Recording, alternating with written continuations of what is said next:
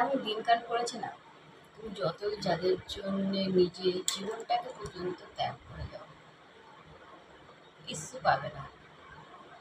সে সে একটা কথাই আসবে, আমাদের জন্য কি করেছিস, আমার জন্য কি করেছে।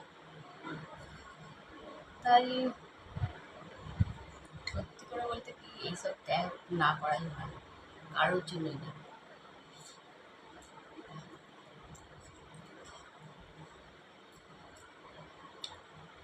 যত বেশি যার জন্য করবে, ততই আঁচলা বাস নিয়ে পেছনে ঘুরতে হবে।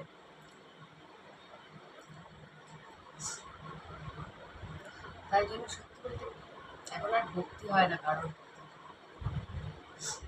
এক সময় ভক্তি ছিল, শ্রদ্ধা ছিল, প্রেম ছিল, ভালোবাসা ছিল। এখন শুধু ঘৃণা আছে, তার জন্যই